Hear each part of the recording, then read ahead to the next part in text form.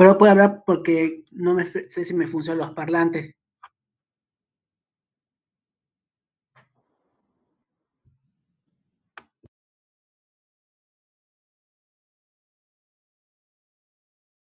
Buenas tardes. ¿Se escucha bien?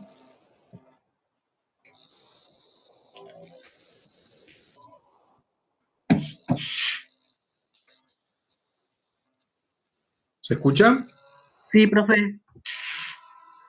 Bueno, tenía dudas. Sí, profe, buenas tardes. Buenas tardes, buenas tardes.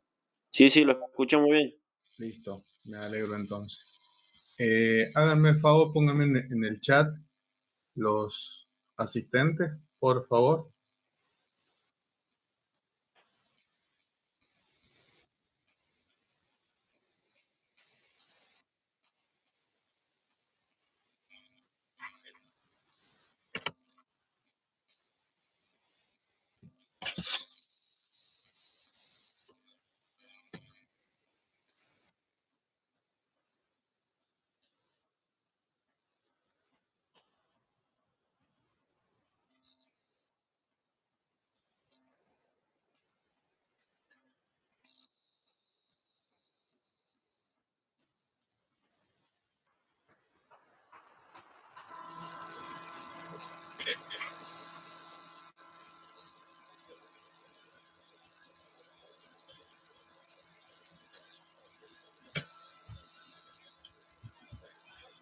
Bueno,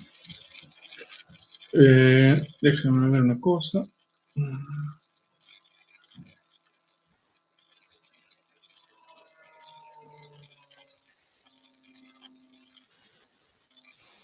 Bueno, para retomar lo que veníamos viendo en la clase pasada y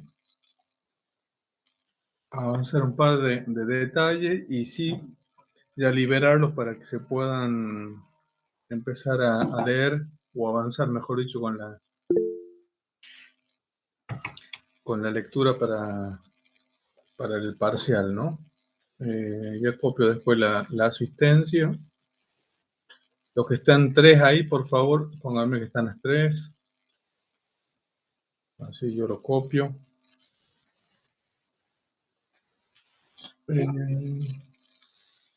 Bien. Quiero ver si lo puedo copiar desde acá.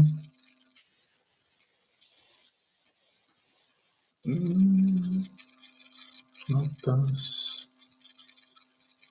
No, bueno, ya acá lo tengo que compartir así. Bueno, espero que lo puedan ver ahí bien. Entonces, habíamos empezado a ver la clase pasada sobre la evolución humana y un poco era recorrer la larga historia evolutiva de nuestra especie, que es el género Homo sapiens sapiens, ¿no? Decíamos que se remonta a varios millones de años hacia atrás, lo cual también nos da una dimensión respecto de, bueno, la historia de la humanidad, bueno, en un largo proceso, ¿no?, evolutivo, con una antigüedad muy, muy marcada y que nos lleva sí o sí a hablar de la historia de la cuna de la humanidad, situada, ya habíamos dicho, ¿no?, en África, ¿no?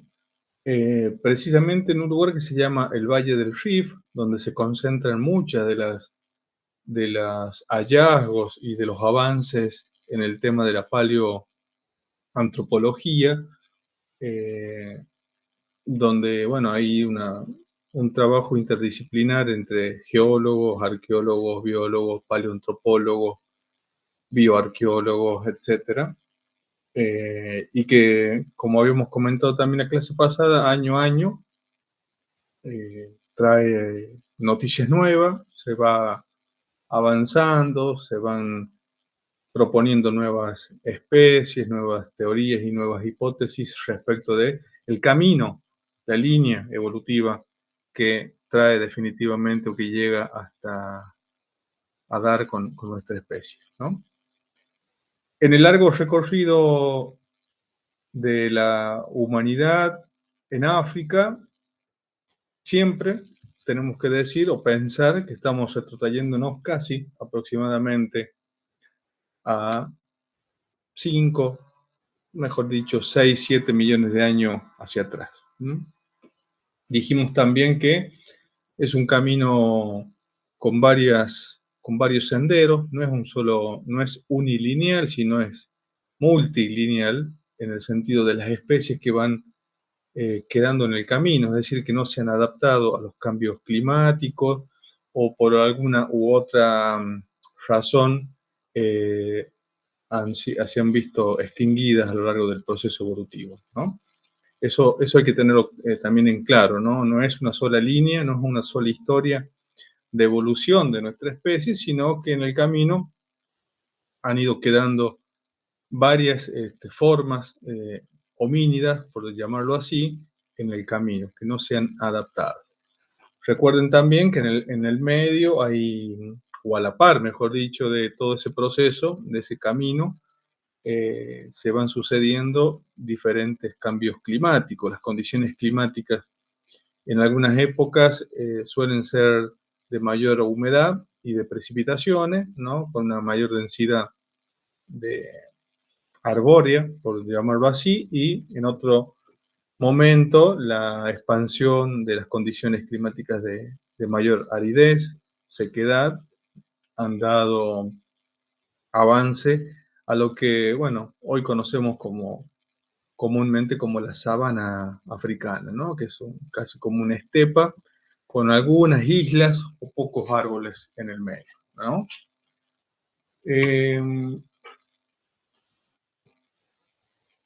Entre algunas de las especies también habíamos comentado que los parientes más, los parientes actuales en términos de especies de nuestro género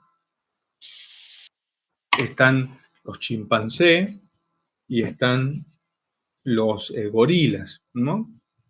Y nosotros somos como el resultado final de esa evolución que se hunde en el tiempo y que se va difuminando.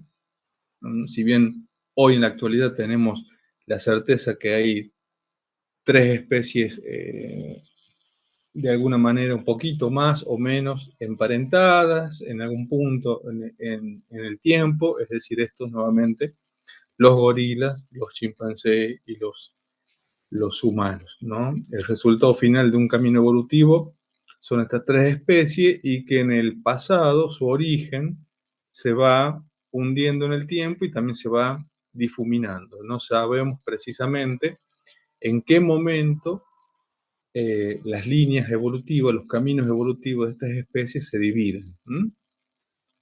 Sí hay un gran rompecabezas, que es un poco lo que estuvimos viendo la clase pasada, de algunas especies, fósiles también que se han ido descubriendo y posibilitan de alguna manera la proposición de algunas hipótesis y teorías. Decíamos que lo que sí sabemos que seguramente que el Australopithecus, género australopitecino, es uno de los primeros homínidos muy antiguos que sabemos que aparentemente venimos con mayor certeza de una historia que tiene a los Australopithecus como centrales. ¿Se acuerdan cuántos años hablamos de los Australopithecus?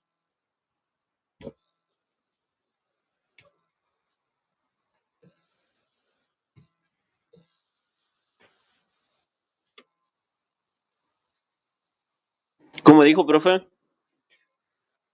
¿Qué antigüedad tienen los australopitecinos o los Australopithecus? Alrededor de 3 millones de años puede ser. En que encontraron a Lucy, la Trupelithecus afarensis. Australopithecus afarensis. Bien, perfecto. Estoy copiando acá la asistencia antes que se me borre por la duda. Bien, todo el tema de la fecha tienen que tenerlo bien aceitado y firme para el parcial, ¿no? No se olviden de eso. Entonces, sí o sí, 3,5 millones, 4 millones en algunos casos para los Australopithecus. Y el género Homo ya aparece cerca de los 2 millones de años. Y si hablamos ya de la apariencia casi formal del Homo sapiens sapiens o del Homo sapiens moderno, nos retrotraemos a 200.000 años de antigüedad. Ahí, como ven en la pantalla, si alcanzan a ver, tenemos las primeras herramientas surgidas aparentemente o cercanas con el género Homo, lo cual también llama la atención, ¿no? Cómo coincide. Entonces, la aparición del género Homo, ahora vamos a ver un poquito en detalle algunas de las tecnologías líticas asociadas al proceso evolutivo. Entonces decimos que las primeras herramientas surgen con el Homo habilis, por eso recibe el nombre, ¿no? Que tiene las habilidades para empezar a fabricar las primeras herramientas, ¿no? Hace cerca de 1 millón de años tenemos, ¿no?, la migración de los Homo erectus fuera de África, ¿no?, hacia Eurasia. Eso también hay que tenerlo en claro, cuál es la primera especie de Homo que sale de África.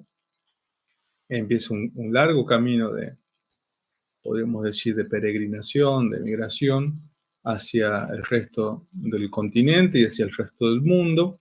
Primero abarcando Asia para después finalmente llegar un poco, expandirse, mejor dicho, hacia Occidente, hacia Europa, y una línea, ¿no?, que sigue viajando, y es la que finalmente va a pasar para lo que conocemos actualmente como América. Y ahí pasamos a la próxima unidad, que sería el poblamiento americano. Pero toda la historia nace acá en África. ¿Qué más decirles de este mapita, de esta imagen que sirve bastante, que tienen algunos hitos? Profe, una consulta. Sí. ¿El Homo erectus se expande por todo el planeta y se extingue? El Homo erectus llega Hasta los neandertales, creo, ¿no?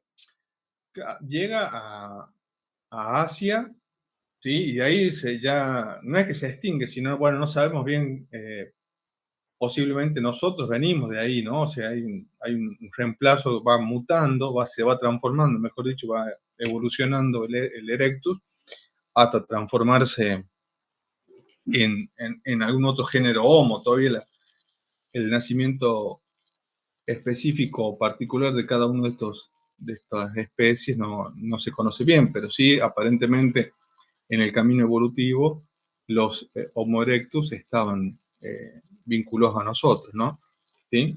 Una vez que se extingue, posiblemente en algunos casos había algunas propuestas también de que aparentemente Homo erectus se aparea, ¿no?, con otro género y puede dar origen a los neandertales, ¿no? Esto solamente en general, no les estoy diciendo porque no recuerdo bien ahora el dato. Digamos, Sí, es una teoría, digamos. claro, sí, acuérdense también que muchas de estas especies o varias de estas especies conviven. No es que una va suplantando a Claro, la claro. otra, sino que incluso conviven, son contemporáneos en parte, y después algunos de esos van cayendo. Sí, Luján. Soy yo, Sandra, profe, pues estamos acá todas juntas. Ah, bueno, Sandra. Te quería comentar, profe, porque nosotros sacamos información de trama cultural que nos dio la profe Nagel. Bien. Y bueno, el Homo erectus dice que formó grupos separados en África y Europa, ¿no es cierto? Y otro en Asia. Sí. Perfecto. Claro. Y la línea afroeuropea se dividió en dos, ahí surgieron los neandertales. Bueno, me Sí, sale. claro. Bien, ¿no es cierto, profe? Sí, sí, sí. Ajá. Ahí, Lo que yo no sí. hay que decir ahí en la copia decía que supuestamente en Europa se extinguieron los Homo erectus. Bien. Sí, sí, no siguen. O sea, evidentemente no han seguido como especie, sino ahí en algunos casos se pueden haber mezclado con otras especies y en otros casos se puede haber llegado a la extinción. También, Me parece que está bien resumido, más o menos. sí, Gracias, profe. la trama cultural es bastante general e introductorio del tema. No se olviden de leer, no sé si han leído los trabajos de, ya les digo bien, les recuerdo, de Carbonell y de García Díez, ¿no? Son otros autores que está en la bibliografía de la materia y que lo tienen que leer para profundizar la cuestión de los homínidos, ¿no? La evolución, ¿sí? ¿Sí? No sé si lo tienen, si lo han alcanzado a leer. No, profe, no lo he visto. No lo compartió.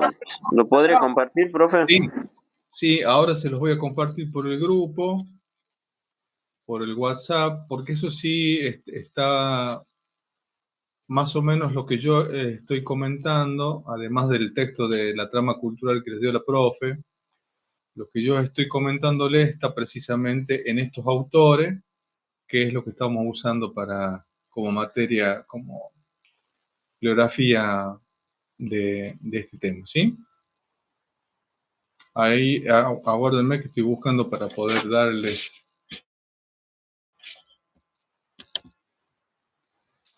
Estos tres que les voy a pasar ahora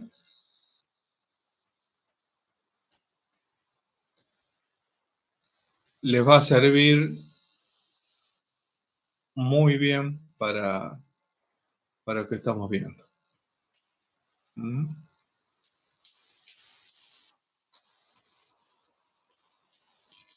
¿Sí? Ahí se los compartí.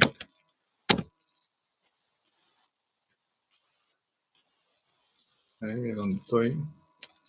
Bueno, díganme. ¿Salió por el WhatsApp?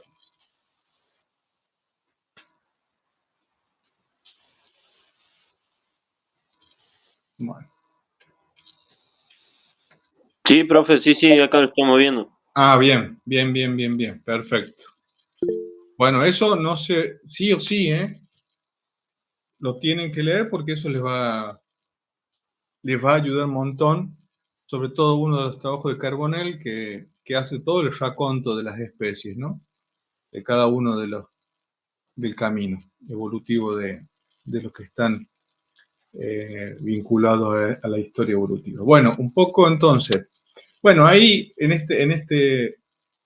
esta figura hay varios hechos significativos que son importantes retener.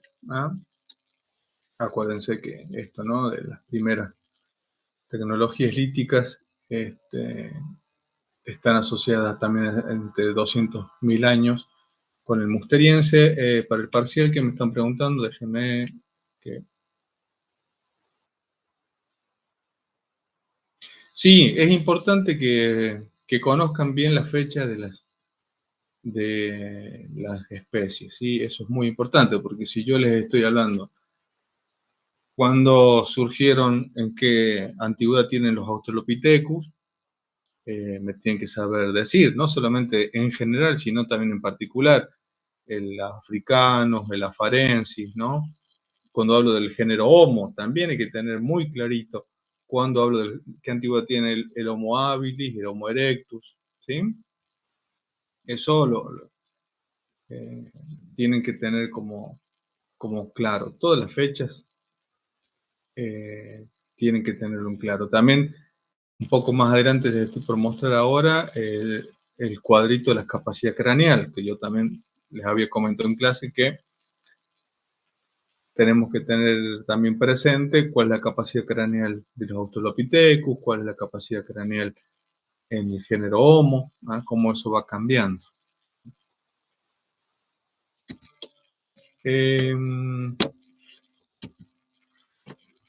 Decía, ¿no?, que la clase pasada también que hay una serie de cambios que se dan a nivel del cuerpo, ¿sí? Cuando vamos evolucionando hasta nuestra especie, y algunos de esos cambios se pueden ver a nivel arqueológico por la configuración, la forma de la dentadura, en este caso de la mandíbula superior, es decir, el maxilar superior, mejor dicho, donde uno de esos rasgos que van cambiando y van desapareciendo a medida que evolucionamos es la famosa diastema que decíamos, ¿no? Ese espacio, ahí están las flechitas señalando, ¿no? Es una abertura que va desapareciendo entre los incisivos y los caninos, que lo tienen mucho los simios, que lo tiene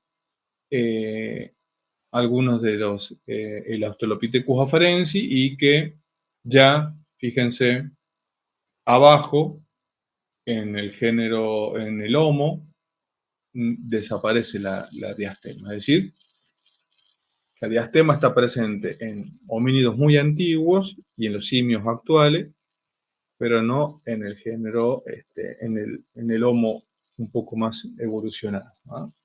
En la imagen ustedes los tienen, a la izquierda es un simio, a la derecha dice una mandíbula superior de Australopithecus afarensis, y abajo, sin la diastema, en el género Homo, la mandíbula humana, dice, ¿no? Completamente ha desaparecido la diastema. También la forma de la arcada, ¿no? Es más abierta, en el caso del humano, es una U abierta, que tiene que ver precisamente con, bueno, el tipo de alimentación que hemos ido incorporando. En el caso de los simios y de los primeros representantes evolutivos de una dieta frugívora, pasamos a una dieta omnívora, ¿no? Es decir, a pasar a comer varios tipos de alimentos, vegetales y también animales, es decir, la ingesta de la carne. Bueno, eso ya lo habíamos visto. Bueno, este cuadrito que está en uno de los trabajos que les compartí, está bueno tenerlo presente, pero fíjense que solamente acá estamos hablando del género Homo. No está la capacidad craneal de los Australopithecus, que más o menos dijimos que está en 400 centímetros cúbicos, más o menos, la capacidad craneal de los Australopithecus. Y en el género Homo, fíjense que va desde los primeros o de los más antiguos en 600 centímetros cúbicos y evoluciona, o se aumenta, mejor dicho, a 1300, 1500 centímetros de capacidad cerebral. ¿Ah? Acá solamente está sintetizado el género Homo, ¿no? Hola, está el perrito. Entonces, el Homo habilis y el Homo rudolfensis, hablamos ahí. Este cuadrito está para poder memorizar la antigüedad y la capacidad craneal del género Homo. Lo mismo podrían hacer ustedes para los Australopithecus, ¿ah? Y algunos de los géneros más antiguos. Sacar en limpio y en claro la antigüedad y la capacidad craneal, por ejemplo, de estas especies. el Homo ergaster, el Homo erectus, el Homo antecesor, heidelbergensis, neanderthalensis y el Homo sapiens sapiens, con 1300, 1500 centímetros cúbicos en el tamaño cerebral. Una de las cosas, decíamos, ¿no? En la clase pasada, y recalcábamos que la historia de nuestra especie es en algún tiempo muy antiguo, muy lejano, éramos básicamente carroñeros. Es decir, en principio habíamos empezado a comer, luego, por supuesto, una vez bajados ya de los árboles, en sentido general, decíamos que hay posiblemente una explicación de tipo de adaptación climática a un entorno que se retrotrae la selva subtropical y avanza un paisaje nuevo para las especies como fue la sabana. Eso obligó a aquellos primeros representantes a, se dice literalmente, a bajarse de los árboles y empezar a optar o adaptarse a las nuevas condiciones climáticas. Y ahí entra en juego las posibles teorías del origen del bipedismo. ¿Por qué empezamos a caminar? ¿Cuándo empezamos a optar o a tener una posición erguida? ¿Cuándo empezamos a liberar las manos? Y a cambiar también la posición del pulgar, por ejemplo, cómo va cambiando, cómo se va evolucionando hasta ir teniendo mayor independencia en las manos y a desaparecer, digamos, adaptarnos a la vida terrestre y no arbórea. En la ingesta de la alimentación es clave también, según los especialistas, para el incremento de esa capacidad craneal o cerebral y, de alguna manera, bueno, la inteligencia asociada a eso, ¿no?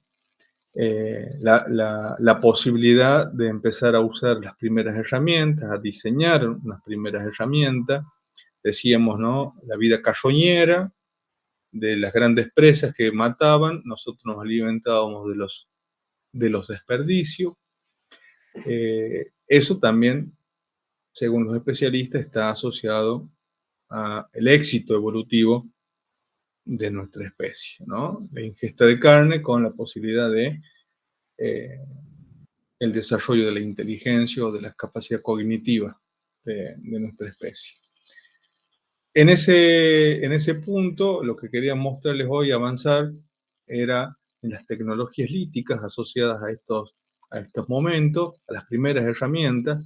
Decíamos que posiblemente en el comienzo las primeras herramientas tenían que ver con filos naturales de las piedras para poder carroñar, para poder desprender la carne de los huesos, ¿sí?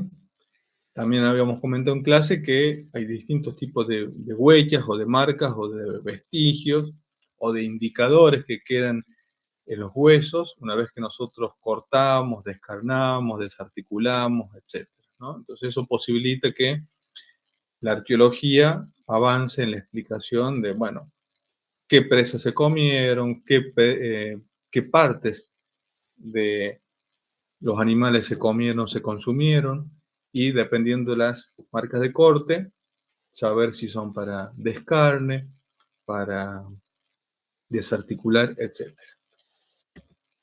En ese punto, la primera tecnología lítica asociada a la evolución humana o del género Homo, en este caso el Homo habilis, hablábamos, o los arqueólogos han definido lo que se conoce como la tecnología lítica oldubayense. ¿Por qué? Bueno, porque dijimos que muchas de las investigaciones y excavaciones vienen de la garganta de Olduvai, situado en África, ¿no?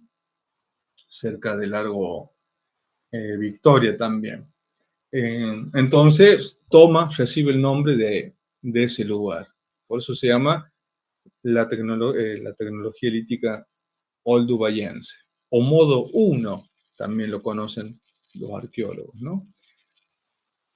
Cuando contábamos la clase pasada, algunas de las familias o de los grupos de investigación más conocidos en este tema, habíamos mencionado a los Leakey, a la familia Leakey, a Luis y Mary Leakey. Mary Leakey es la que un poco empezó a definir y dio a conocer a esta tecnología conocida como el oldubayense, y que tuvo una antigüedad de 2.1 o 1.5 millones de años de antigüedad. ¿Ah? Estaban asociados a fósiles del género Homo habilis. ¿Ah?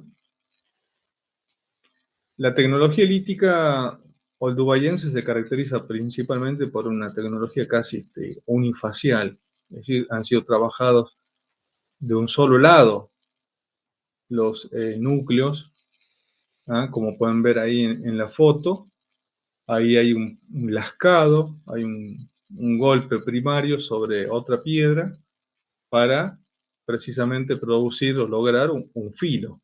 ¿Ah? ¿Lo alcanzan a ver? Ese tipo de muescas se conocen como lascas, ¿no? Como lascado, mejor dicho, ¿no? Es el lugar donde con un percutor golpeamos para desprender un pedazo de piedra y lograr ese filo. ¿Ah? Son monofaciales, es decir, trabajados de un solo lado.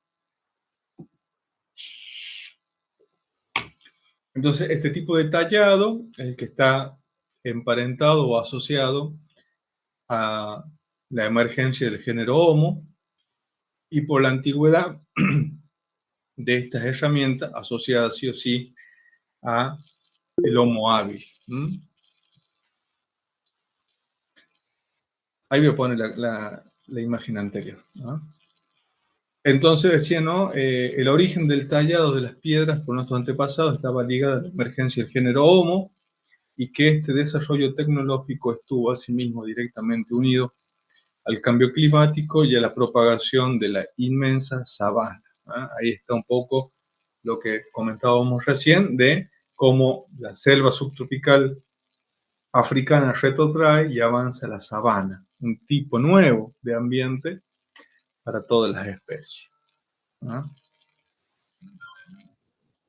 Dice, ¿no? La premisa era, por lo tanto, que solo nuestro linaje dio el salto cognitivo para golpear las piedras y arrancar pedazos de lascas afiladas, y que tal actividad constituyó los cimientos de nuestro éxito evolutivo, ¿no? O sea, este salto cognitivo nos permitió, ¿no? Darnos cuenta de empezar a producir o de adquirir las destrezas, las habilidades para obtener y producir distintos tipos de utensilios o de herramientas. En este caso, las herramientas monofaciales, conocidas como oldubayense, son las que permitieron empezar a lograr algún tipo de escarne y de obtener nuestros alimentos. Voy a este cuadrito. Este cuadrito está igualmente en los PDF que les compartí recién, ¿no?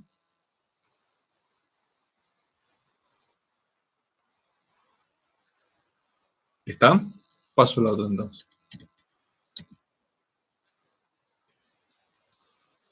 Bueno, fíjense que también, disculpen, esto que les comentaba acá, que estaba asociado al género Homo, es lo que en algún punto inicial Mary Leakey había propuesto, que estaban asociadas este tipo de tecnologías a los homos, al género Homo, y particularmente al Homo habilis. Pero, ahora sí, para corregir un poco, en el 2010, un grupo nuevo de investigación encontró en el yacimiento acá de Iquica, cerca de Afar, en Etiopía, que había herramientas de este tipo mucho más antiguas. ¿Mm? Es decir, que estaban asociadas no al género Homo, sino posiblemente a un grupo más antiguo, como podrían ser los Australopithecus. ¿Ah? Este tipo de descubrimiento dio la posibilidad de datar las herramientas que estaban asociadas a huesos de animales que tenían huellas de corte, y la antigüedad de esos animales dio 3,5 millones aproximadamente de años, ¿no? Cuando hablamos de 3,5 millones, por eso es importante también pensar y saber el tema de la antigüedad de los restos. Ya no hablamos de Homo habilis ni del género Homo, sino estamos hablando de Australopithecus. Entonces, este grupo nuevo también de investigadores propuso que ese tipo de tecnología lítica estaba asociada a los Australopithecus, ¿no? Fíjense cómo esto que yo les comentaba de que año a año las propuestas, las interpretaciones e incluso los hallazgos van cambiando y van arrojando, bueno, distintos tipos de avances en este tipo, ¿no? Entonces, aquella tecnología lítica oldubayense asociada en algún momento al género Homo, finalmente se pudo determinar que ese tipo de tecnología era más antigua y que ya los Australopithecus usaban o producían estas herramientas, ¿no? Muy incipientes, ¿no? Muy simples en su complejidad. Es una piedra con un par de golpes, nada más. Ustedes hagan la experiencia de golpear una piedra contra la otra, y ese tipo de tecnología que se produce de artefacto es nada más y nada menos que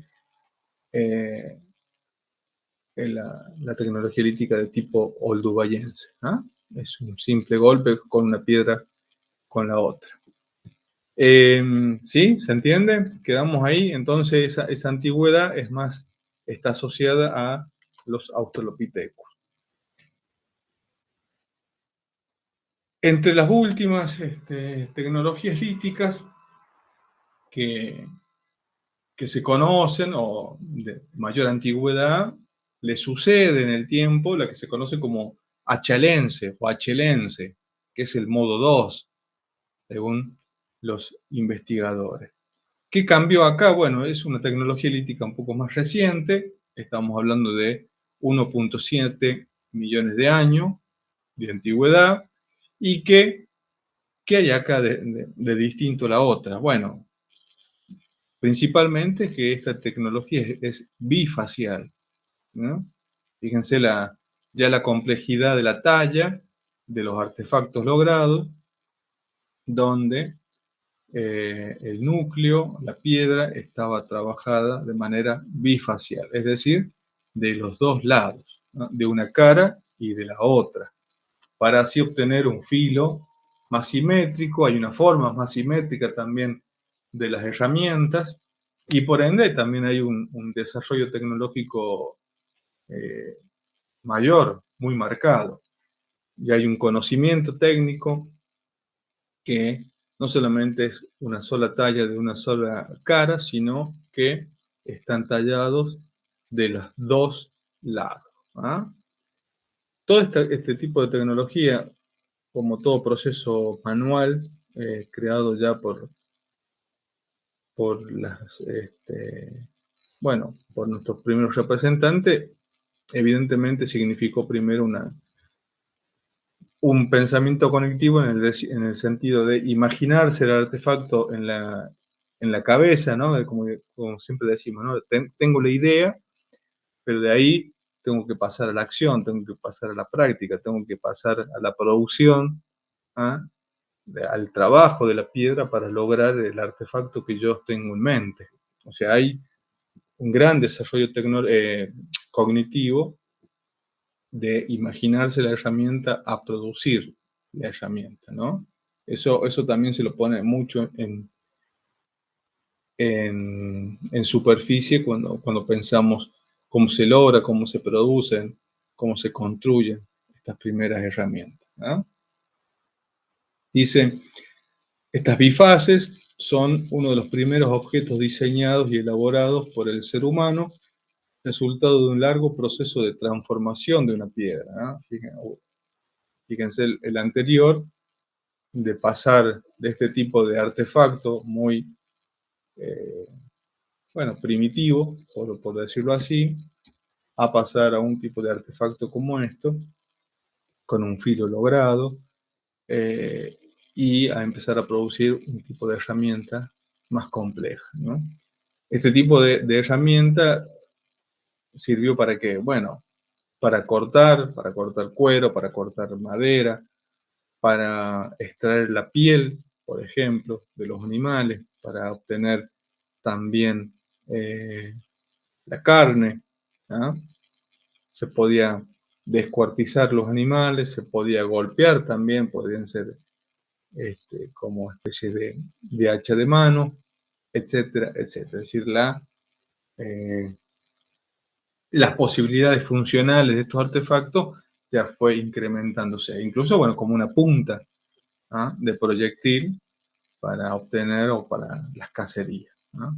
Al lograr las primeras herramientas, por supuesto, ya pasamos de ser carroñeros a producir algunas de las primeras armas para poder convertirnos ya en cazadores nosotros, ¿no? Cuando hablamos también de que éramos carroñeros, también significaba que éramos presas de las grandes, de los grandes animales. Hay algunas investigaciones que éramos contemporáneos de un tipo de megaterio o de dientes de sable en algún momento, donde, bueno, nuestros primeros homínidos eran presas, así como otros animales, ¿no? Al nosotros poder empezar a producir las herramientas y nuestras primeras armas, empezamos a poder defendernos y también nosotros a volvernos cazadores, ¿ah? Acá están el tipo en detalle, ¿no? La talla bifacial, de este modo 2 que decíamos de Olduvai, el achalense. Fíjense, ¿no? Un lado y otro del artefacto. Esas flechitas que estamos viendo ahí son pequeños golpes, es decir, son lascados, y lascado primario y lascado secundario, y logró, bueno, una formatización bastante detallada y compleja con el trabajo de los dos lados de las piedras, ¿no? ¿Sí? Eso como un cuchillito, como una raedera, por ejemplo, ¿no? Acá para mostrarles, bueno, una imagen de la garganta de Olduvai, ¿sí? Ahí, para que lo puedan ver en detalle. Parece una parte de Sanagasta. ¿Sí? Ahí tienen una mapa general de África con el Valle del Rif, la garganta de Olduvai ahí muy cerca, donde se encontró a Lucy, ¿eh? Y que en este tipo de paisajes es donde se han centrado en los últimos años muchas de las investigaciones arqueológicas que tienen al origen de la humanidad como tema, ¿no? Está bueno también eso que vean los mapas, las ubicaciones de África, de sus localidades, de Etiopía, Tanzania, Kenia, para que dimensionen también el espacio geográfico, ¿ah? ¿Sí? Para ver, quiero volver a otro tema y así ya vamos a ir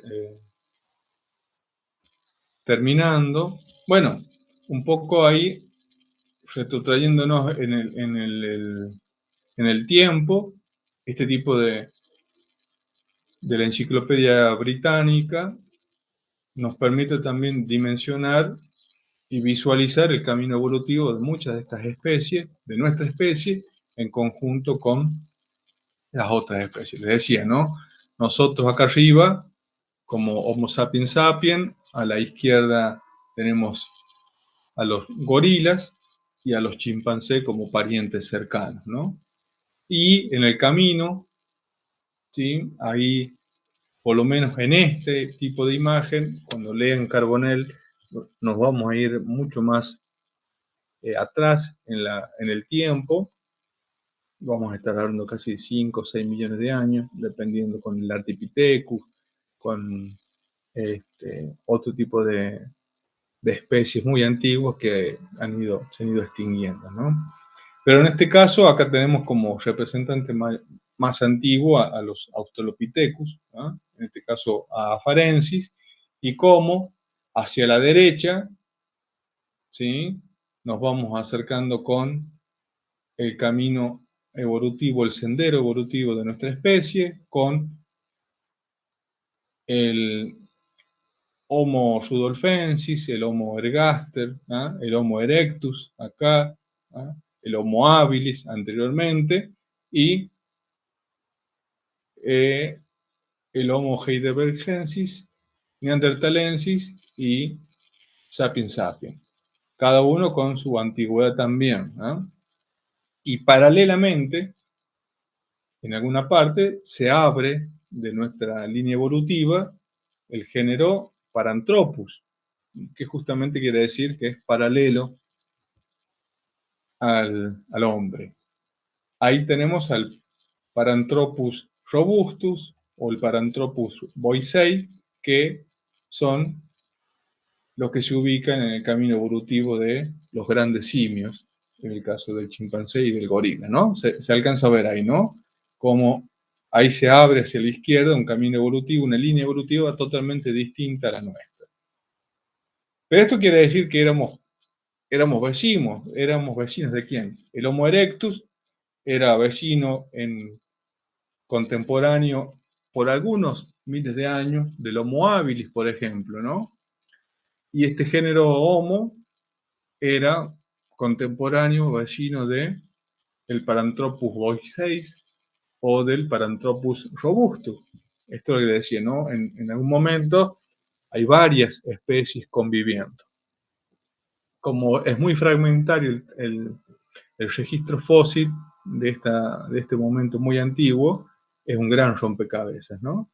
Entonces, cuando cambia uno hacia la otra, cuando uno se extingue, también muchas veces son zonas de roce o lagunas, hay grandes vacíos que no se alcanzan a dimensionar ni a establecer tampoco, ¿no? Entonces hay muchas teorías respecto de cada una de estas especies, ¿ah?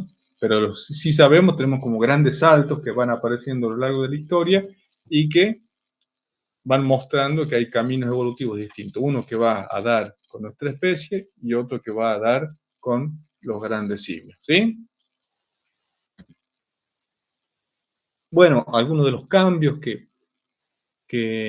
sufre a medida que nosotros vamos evolucionando o vamos abandonando ese estado simiesco o muy de primate, decíamos, ¿no? Como la cara ancha, por ejemplo, la vamos dejando atrás, se va haciendo una cara más grácil, ¿ah?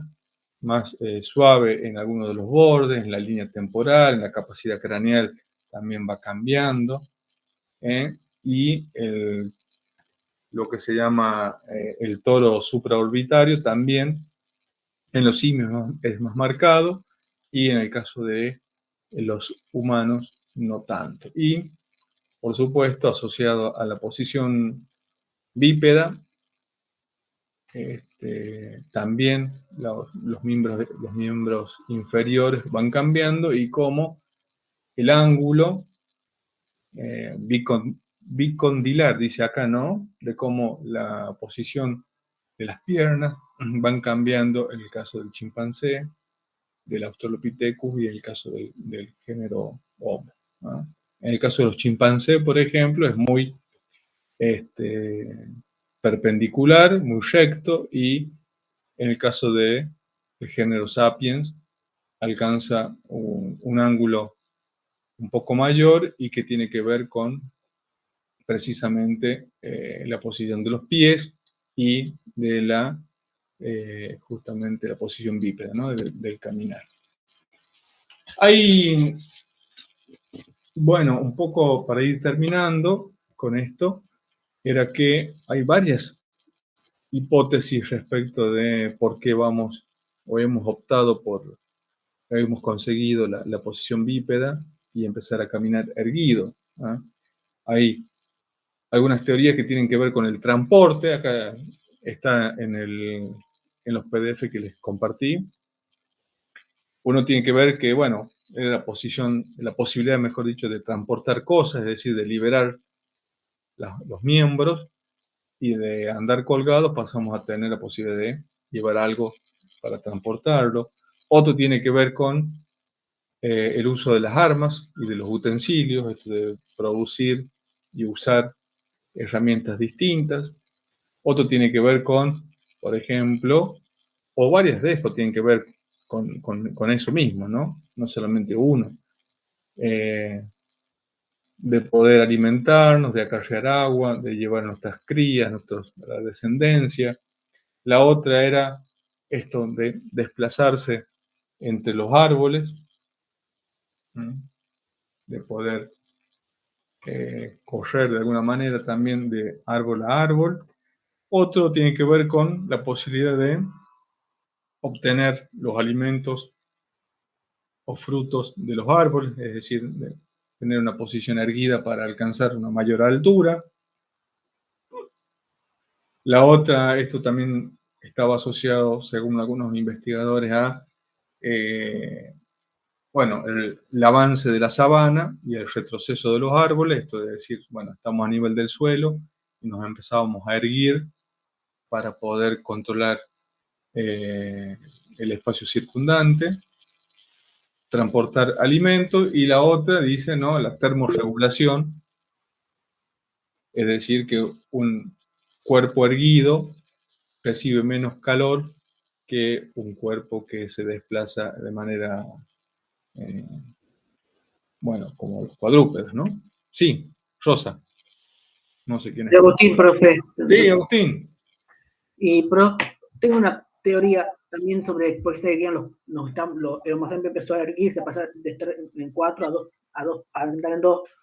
Dicen que en esos tiempos había que usaban el tamaño también para asustar a algunos depredadores grandes, si no me equivoco, ¿cierto?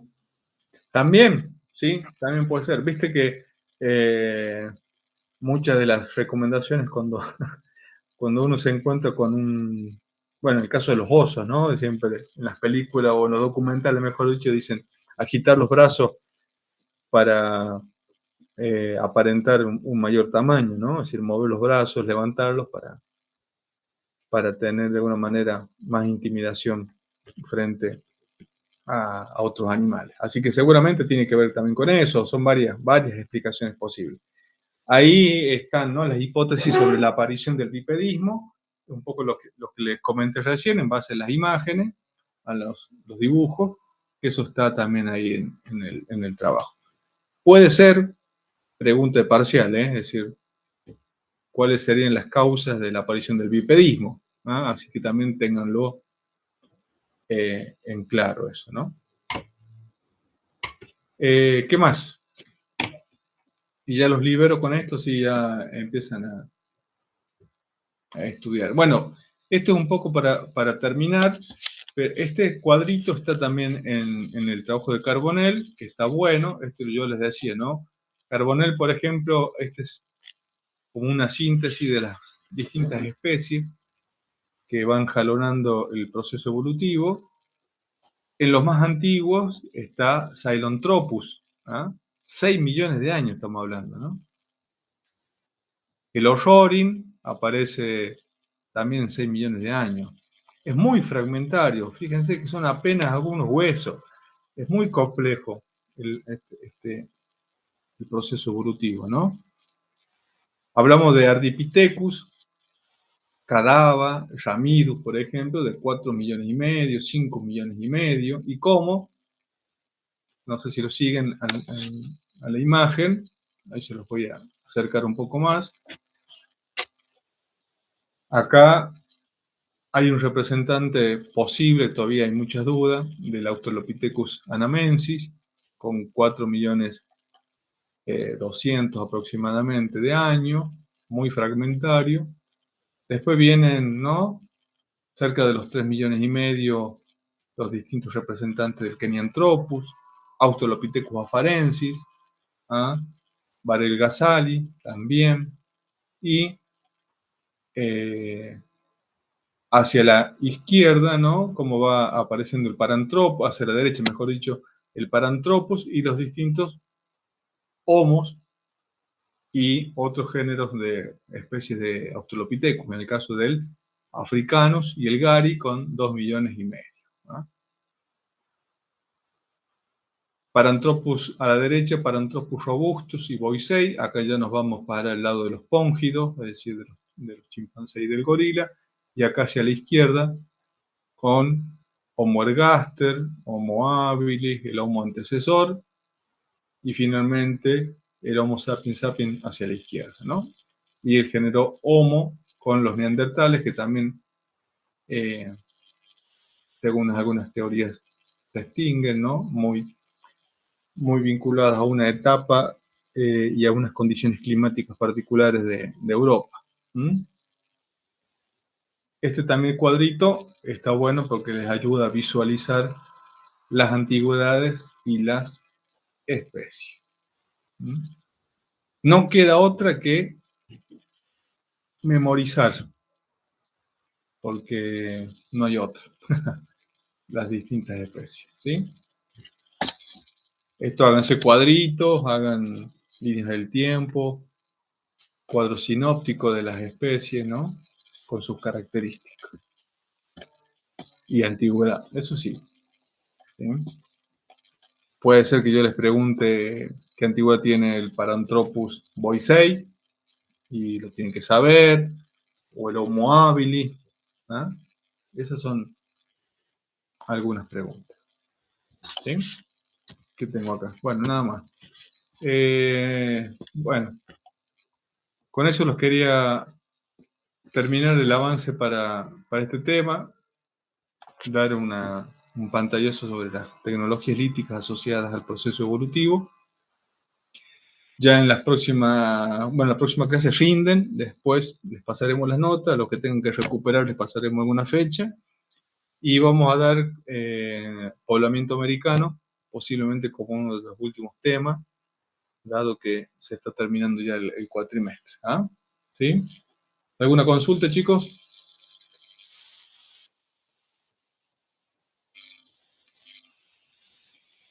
Si no hay preguntas, los libero.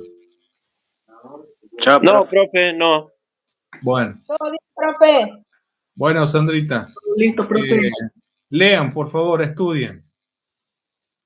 Bueno, profe, buenas noches. Hasta luego. Nos vemos. Buenas noches. Cualquier duda, me escriben, ¿no?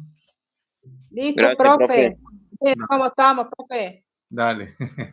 Ahí está. ¡Oh, espectacular! ¿Ya? Espectacular. Bueno, buen Chao, provecho. profe. Chau. Chao, profe. Hasta mañana. Nos vemos, profe. Chau.